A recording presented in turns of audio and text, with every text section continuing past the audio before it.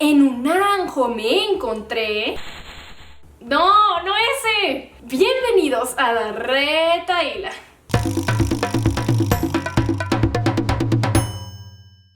Me refiero a Editorial El Naranjo, que tiene estos dos libros que no se pueden perder y ahora les diré por qué. El primero es...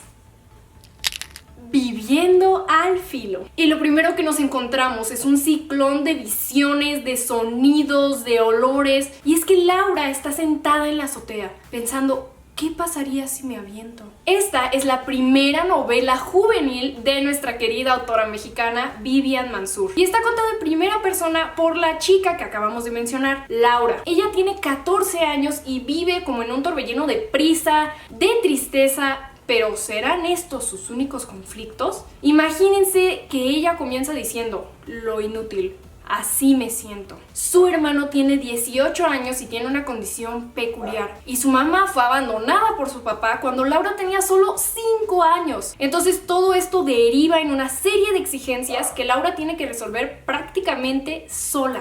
Nuestra protagonista, Laura, decide en un acto desesperado y casi en búsqueda de un sentido a todo lo que le está sucediendo, ir a buscar a su padre. Él le pedirá ayuda a su mejor amigo Guillo, quien es súper fanático del rock, por cierto, y él a su vez le pedirá que consiga algo que les permitirá viajar 6 horas hacia la dirección de este padre, de quien solo tienen, pues eso, la dirección, escrita en un pequeño papelito amarillo. Este libro es muy diferente a lo que estábamos acostumbrados con Vivian Mansur. No olvidemos que ella es una escritora de literatura infantil que ya está marcando a través de este libro un antes y un después. Estamos acostumbrados a leer libros suyos que son muy humorísticos, que tienen personajes absurdos, que encuentran a veces diferentes perspectivas de historias clásicas, pero este libro es completamente diferente. Tiene una protagonista que no es perfecta, y creo que todos nos podemos identificar con eso, porque ¿quién tiene una existencia perfecta a los 14 años? Nadie. Y Laura también encontrará aliados. Tendrá, por ejemplo, un tatuador, un maestro, por mencionar algunos.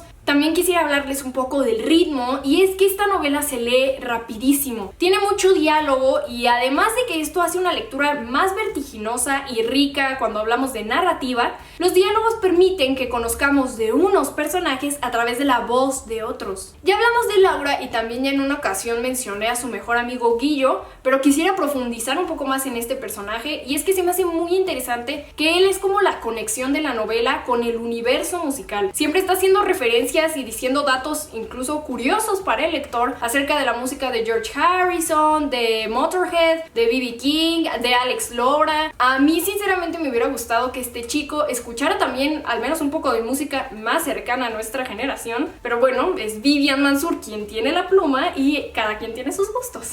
Me parece que Viviendo al filo es como uno de esos origamis que uno va desdoblando y desdoblando para descubrir qué hay en sus dobleces, y con Laura descubriremos a su familia, a sus amigos y a sus conflictos, y aunque tal vez no nos identifiquemos con algunos de ellos, no te dejarán indiferente. Viviendo al filo es la primera novela juvenil de Vivian Mansur y no se la pueden perder.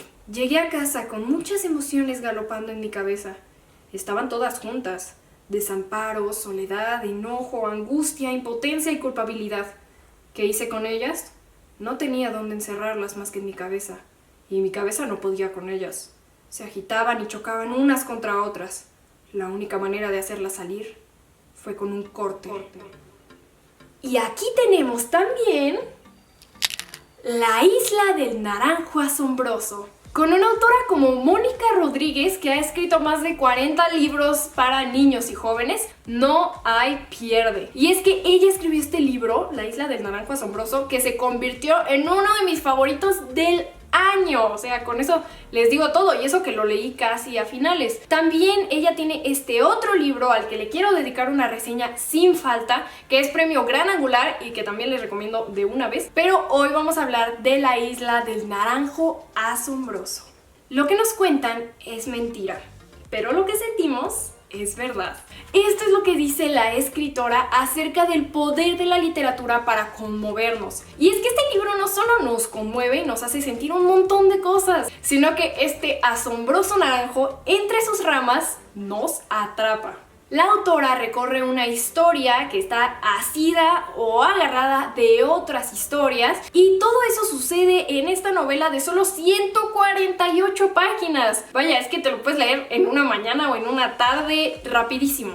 Todo gira alrededor de este naranjo que crece en una isla. Este naranjo incluye entre sus maravillas que es capaz de alimentar a un ejército, imagínense. Y conocemos a esta chica, Miranda. Es una chica pelirroja que un día se sienta a aspirar el azahar de esta planta cuando le cae una naranja. Y aunque el árbol no le pertenece, ella toma la naranja y, como anticipa el primer capítulo, este será el inicio de una desgracia. Y no les he contado, pero al interior de esta naranja hay nada más y nada menos que una pepita de oro. En el segundo capítulo nos enteraremos cómo es que llegó allí esa pepita de oro y recorreremos también generaciones y generaciones de pelirrojas y pelirrojos que vinieron antes que Miranda. Y también nos contarán la historia de cuando el naranjo era solo un tallo delicado y frágil y cómo cuando le acercaron el hacha dijo: no, por favor, no lo hagas. Me dio mucho gusto encontrarme con esto porque me recordó a los cuentos clásicos donde los árboles hablaban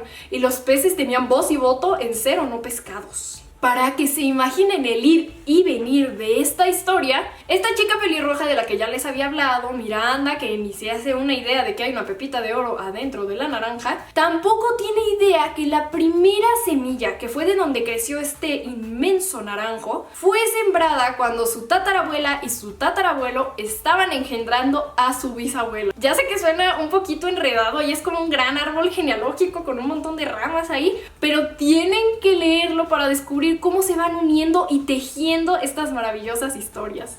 Este es un libro creado con poesía. Hay familias que amarás, otros que son dignos de rechazo, pero de esos no vamos a hablar. Y a pesar de que hay personajes que amas y otros que odias, ninguno de ellos son arquetipos. Son personajes frescos y que son creíbles, a pesar de toda la magia que habita estas páginas.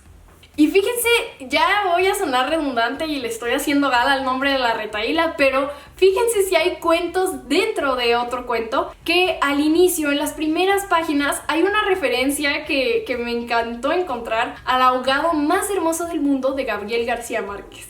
Para que vean cómo hay magia y poesía en esta historia. Por ejemplo, hay un momento en el que muere un personaje y se van todos los pájaros de la isla. Y también en un momento hay un enlace, ustedes tendrán que descubrir quiénes se casaron. Y los pájaros... Luz Camila no había vuelto a cantar desde la muerte de su madre. Sin embargo, la tristeza de los novios la ablandó. Se aclaró la garganta y cantó. Al principio fue un talareo suave. Después su voz fue tomando fuerza, batiendo las alas como oscuras aves, y todo se llenó de su bienaventuranza y su dolor. Aquella voz, heredada de su bisabuelo, sobrevoló los campos y las villas, conmoviendo a sus habitantes, y se sabe que fue entonces cuando regresaron los pájaros a la isla. No me lo van a creer, pero la magia del naranjo hizo que se fuera a la luz. A lo mejor, ¿sabes qué? Quiere que salgamos a la naturaleza a descubrir y que grabemos allá afuera. No lo sé, vamos a ver si regresa pronto, pero estas cosas pasan.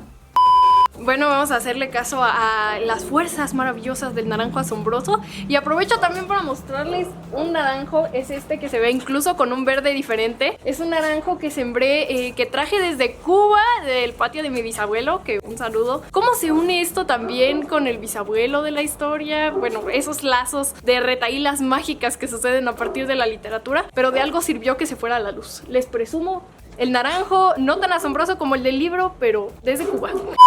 Todo lo que pasa gira alrededor de este naranjo. Un naranjo que será testigo de una molinera que cuenta sus cuentos, que son muchos cuentos, que también escucha a un niño llorar y abre su primer capullo, fíjense qué hermoso, y que también observa a una familia que ha vivido por muchas generaciones. Y este árbol, que es un árbol como de la vida, expandirá magia y a veces accidentes que tendrás que descubrir. Este es un libro mágico que en sus muchos y cortos capítulos convoca a ser leído a la niña, al niño, al padre cansado, a la madre enferma, al abuelo en reposo. Me conmueve y sinceramente se los digo, encontrar un libro nuevo con tantos tintes de historias viejas. Un cuento largo, una novela corta y muchas familias por contar. Y acuérdate que te lo recomendé. Es una historia que narra la vida de 4 generaciones. Es una autora muy reconocida en España y que tiene una obra que no te puedes perder. Este es un libro que encanta, se los digo sinceramente. Pues no me hagan caso a mí, lo ha profetizado la escritora. Ella dice: a mí me gusta que el lector se implique en la lectura y que cuando termine de leer el libro, la historia siga en él. Lee La isla del naranjo asombroso y permite que esta historia se quede en ti. En fin, la luz nunca regresó, pero al lado de este naranjo, les digo que en el naranjo me encontré Viviendo al filo de Vivian Mansur y La isla del naranjo asombroso de Mónica Rodríguez. No se los pierdan.